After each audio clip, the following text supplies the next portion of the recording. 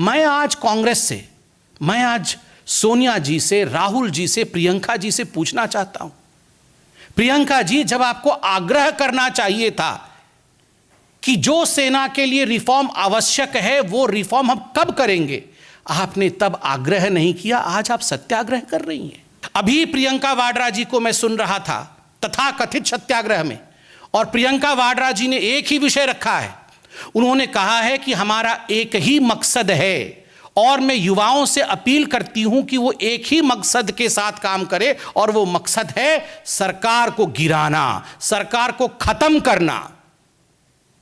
मकसद युवक नहीं है, मकसद सेना नहीं है, मकसद सरकार को गिराना है। अगर प्रधानमंत्री अपने खून पसीने से 24 घंटे काम करके रिफॉर्म, परफॉर्म और ट्रांसफॉर्म के पथ पर चलते हैं, अग्नि पथ पर चलते हैं, ताकि हमारा देश आगे बढ़ सके, मेरा भारत महान बन सके, तो मुझे तकलीफ इस बात की होती है, इस राष्ट्र नीति को कुछ लोग हजम नहीं कर पाते हैं, इस पर भी राजनीति करते हैं। जिस प्रकार से लेफ्टिनेंट जनरल पुरी ने अग्निपथ स्कीम को समझाया, मुझे लगता है आज हमारे मन में किसी प्रकार का संशय नहीं है।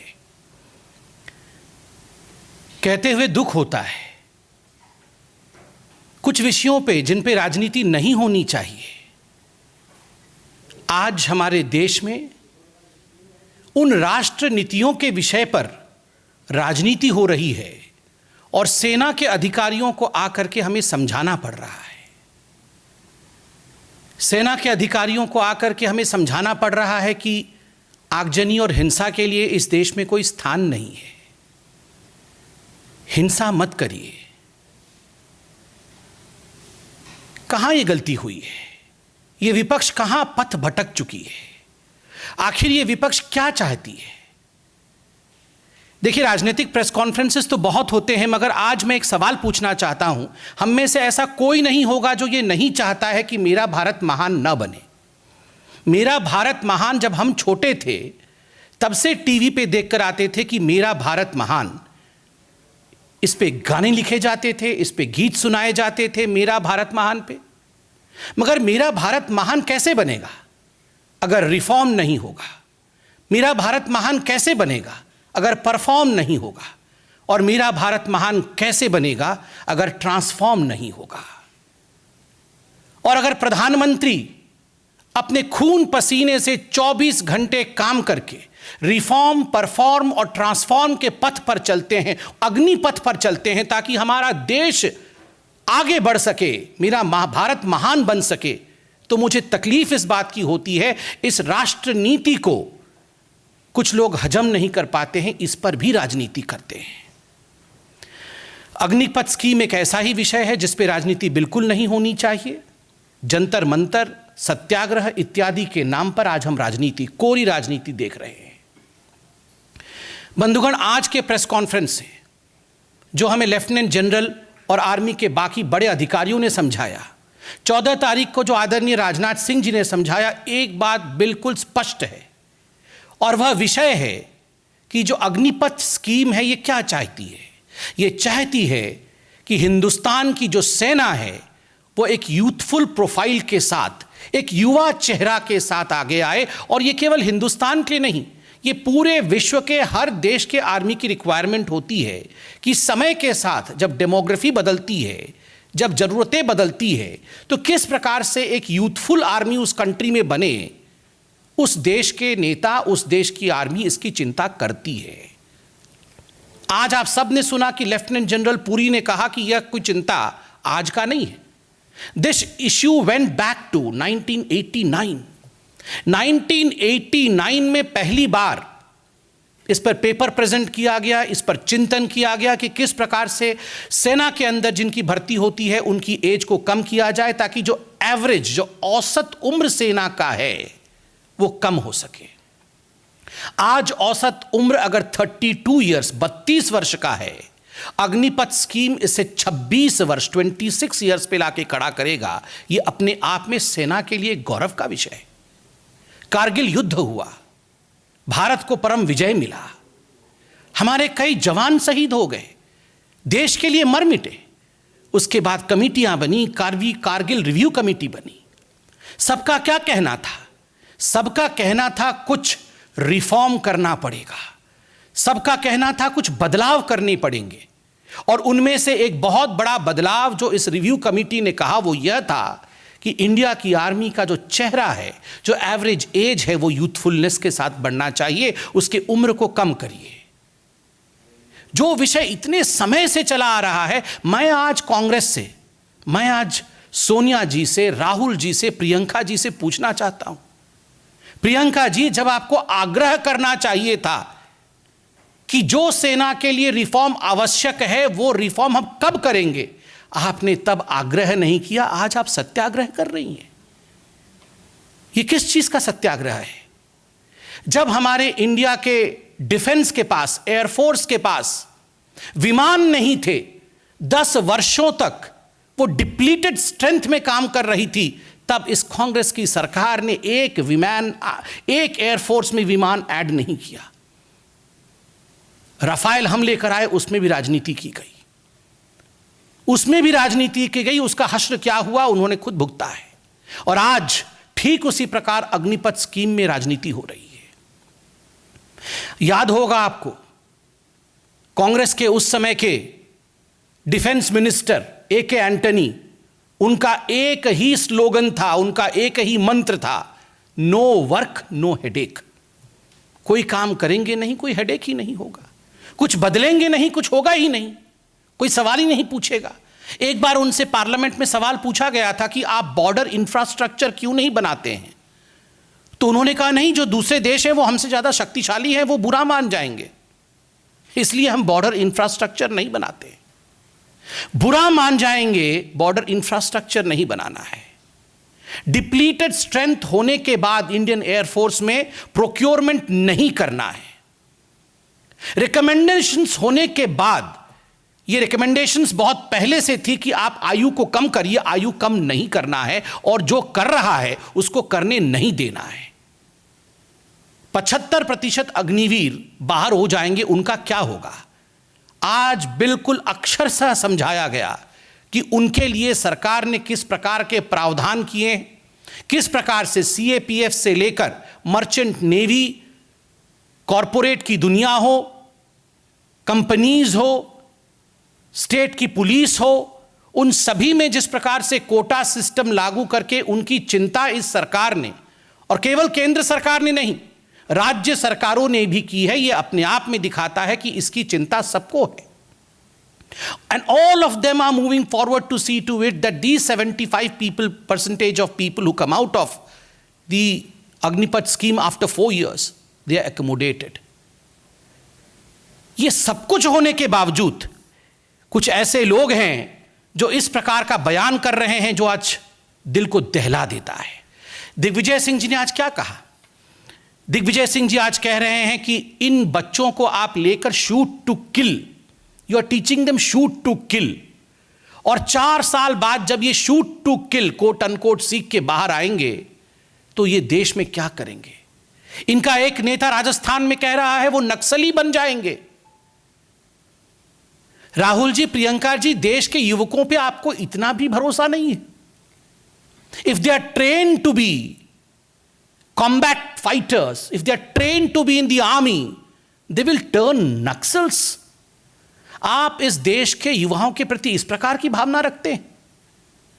आपके एक और बड़े नेता हैं, एक विधायक है राजस्थान में, झारखंड में, इरफान अंसारी, उन्होंने कहा खून पे लथपथ हो जाएंगी ये सड़कें, खून से लथपथ हो जाएंगी।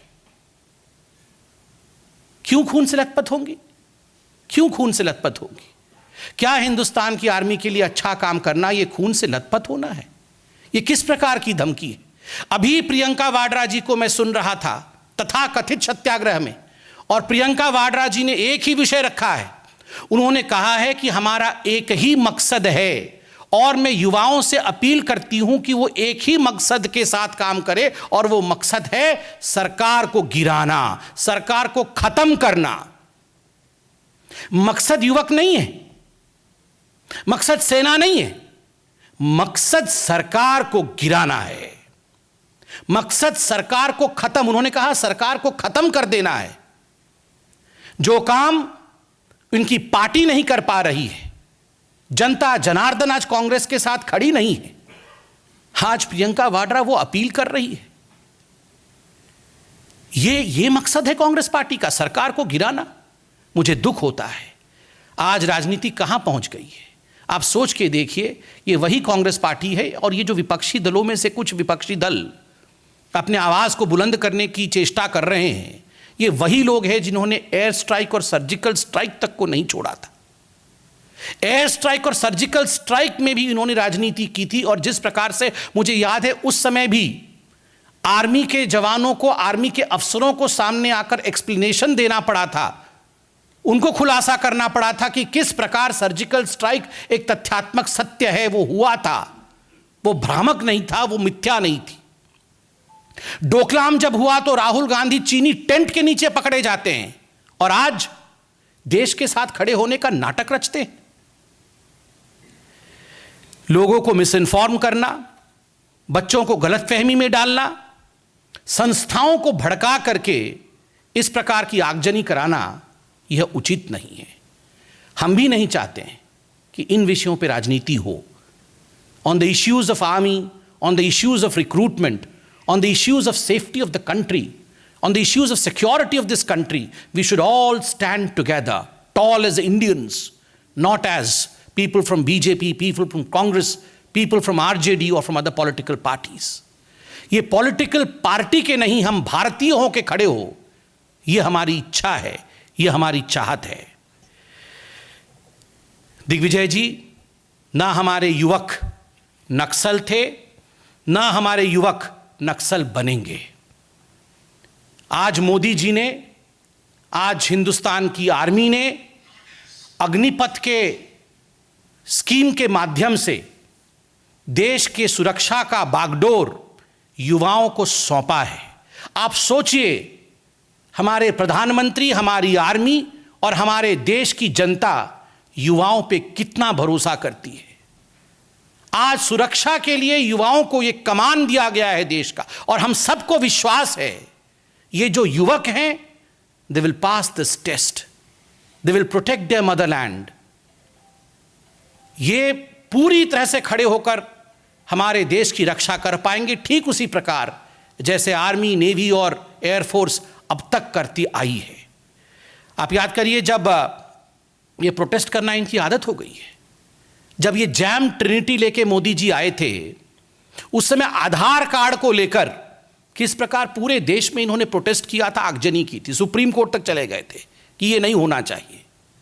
अगर ये जैम ट्रिनिटी नहीं होता, ये दूरदर्शिता सरकार की नहीं होती, कोरोना के समय सभी के अकाउंट में जो 2000 रुपए गए वो जा पाते क्या? जा पाते क्या? आप खुद बताइए।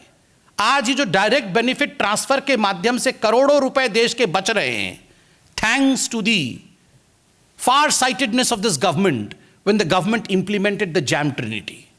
आप याद करिए, ये वैक्सीन को लेकर राजनीति करते थे।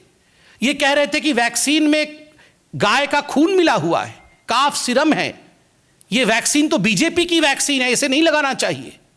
लोग हंसते थे, ये संभव नहीं है भारतवर्ष में इतने इतने करोड़ों लोगों को वैक्सीन लगाया जाना। हो गया ना?